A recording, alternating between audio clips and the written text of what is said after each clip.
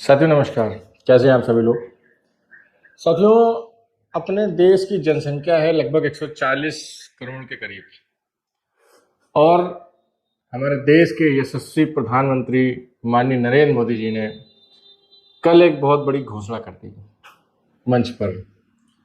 और वो ऐसी घोषणा कर दी कि विपक्षी पार्टियां भी चुनाव आयोग पहुंच गई और क्लेम करने लगी कि ये कहीं ना कहीं सरकार के फंड की वजह से ये फायदा दिया जा रहा है और ये सही नहीं है।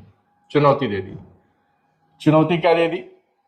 आप लोगों ने आज के पेपर में मुख्य पृष्ठ पे पढ़ लिया होगा कि जो अवधि मुफ्त राशन की खत्म होने वाली है नवंबर में, वो अवधि अब आगामी 5 सालों के लिए फिर से आगे बढ़ा दी जाएगी और अपने देश की 140 करोड़ जनता में लगभग 81 करोड़ जनता को 5 साल तक 5-5 किलो मुफ्त राशन उपलब्ध कराया जाएगा।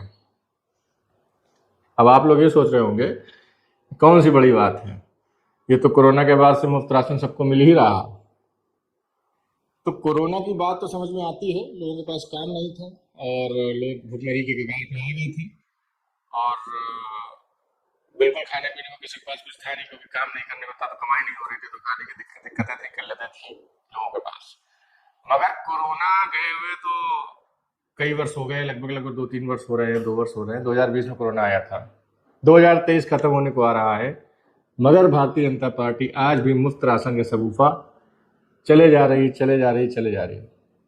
कारण साफ है, भारतीय जनता पार्टी को ये पता चल गया है कि मुफ्त राशन वाला कार्ड हमारा चल चुका है और इस मुफ्त राशन के कार्ड की वजह से हमारे बहुत से ऐसे वोटर जो कि किसी भी चीज को समझते नहीं है, सिर्फ उनको मुफ्त से मतलब है, फ्री से मतलब है। कहीं ना कहीं ये सरकारी तौर पे एक ऐसी घूस है अनाज के नाम पे, और जो हर 3 महीने में जो पैसा मिल रहा है लोगों को अकाउंट में, जो 2,000-3,000 रुपए आ रहा है, उसके नाम पे कहीं ना कहीं सरकारी घूस, सरकार की तरफ से घूस दी जा रही है, पैसा दिया जा रहा है, वोट बैंक बढ़ाया जा रहा है भारतीय जनता पार्टी की तरफ से। आपको क्या लगता है? आप अपनी राय जरूर दीजिएगा। हमारा ये मानना है कि 80 करोड़ जनता भारत में भुखमरी के कगार पे है। जैसा कि पेपर में आज निकला, सरकार ने 80 करोड़ जनता को मुफ्त राशन देने का ऐलान किया है 5 सालों तक। तो इससे आप समझ जाते हैं और हम लोगों को भी समझ लेना चाहिए कि भारत में लगभग 65% जनता आबादी ऐसी है जो भुखमरी की कगार पे है, गरीब है, जो अनाज और राशन खरीदने की जिसकी क्षमता नहीं है, जिसकी हैसियत नहीं है। तो थोड़े बुद्धिजीवी लोग हमारे आसपास जरूर होंगे, वो अगर हमको सुन रहे हैं तो ये जरूर सोचें एक बार, क्या सरकार ये सही कर रही है? क्या देश दुनिया में अपना नाम होगा मुफ्त राशन देके? वैसे तो माननीय मोदी जी कहते थे मुफ्त की रेवड़ी बहुत बांटी जाती है, दिल्ली के लिए उन्होंने तंज कसे थे, मगर ये सालों साल से मुफ्त की रेवड़ियां जो केंद्र सरकार के द्वारा बांटी जा रही हैं और जो एक नया वोट बनाया जा रहा है, एक अलग किस्म का वोट बनाया जा रहा है, इसके बारे में बुद्धिजीवियों की क्या राय है वो जरा एक बार जरूर सोचिए और बताइए। महंगाई क्यों बढ़ती है? साफ पता है सबको।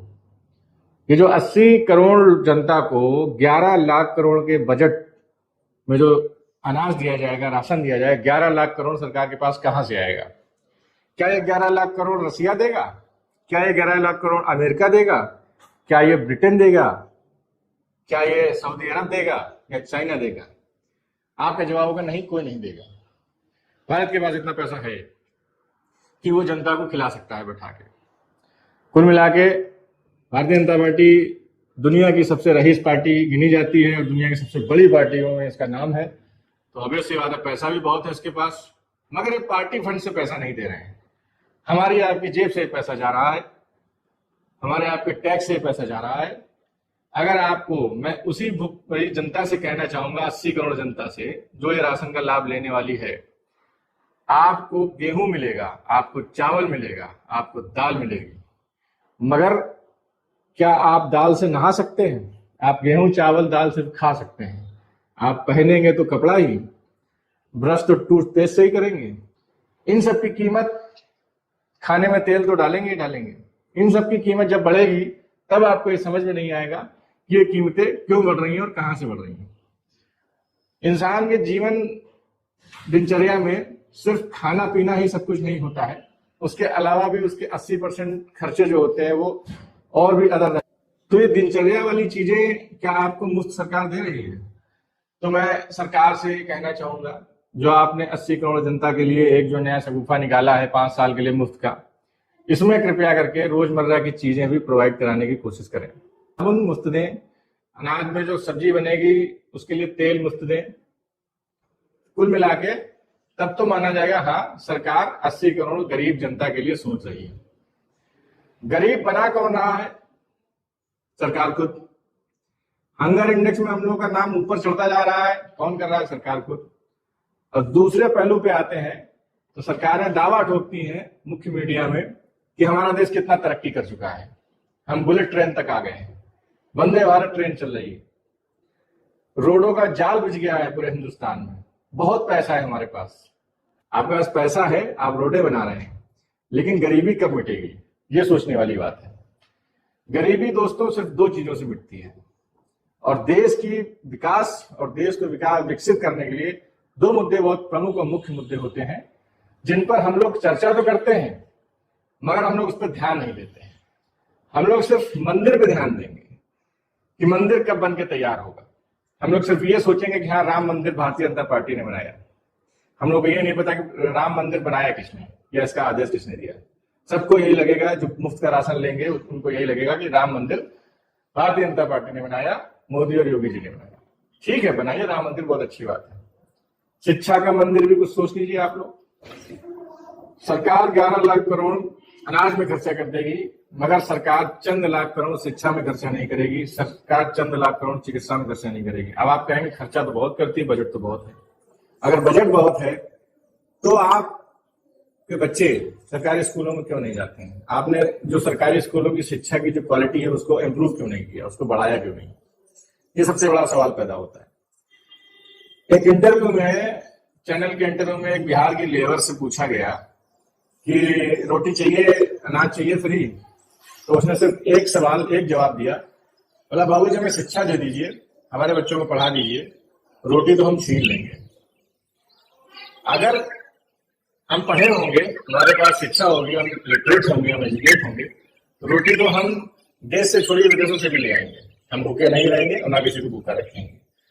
तो सोचिए एक बार कि क्या ये मुफ्त की रेवड़ी जो भारतीय जनता पार्टी देश में बांट रही है, क्या ये सही है? क्या हम लोग अपनी आने वाली पीढ़ियों को भुखमरी की कगार पर लेके जा रहे हैं, या हम लोग अपनी आने वाली पीढ़ियों को बर्बाद कर रहे हैं? कि राजनीति के चक्कर में हम लोग अपनी आने वाली पीढ़ियों को कहीं ना कहीं डिस्ट्रैक्ट कर रहे हैं और ऐसी सरकारों को समर्थन दे रहे हैं जो हमें 100-200 साल नहीं, 500 साल, 1000 साल पीछे लेके जा रही है। और दुनिया में क्या हो रहा है, कौन से देश कितने तरक्की कर रहे हैं, इसराइल को देख लीजिए, चारों तरफ डर धनाधन मिसाइलें और जो है बम बरसा रहा है, डरता नहीं है, क्योंकि उसके पास बहुत सारी है, वहां के लोग बहुत पढ़े लिखे हैं और देशभक्त हैं। तो देशभक्त लोगों में जानने के लिए सरकार को क्या करना चाहिए, क्या नहीं करना चाहिए, तो सरकार को सोचे। मगर की जरूरी बात है, सरकार से गुजारिश करेंगे बात है, जनसंख्या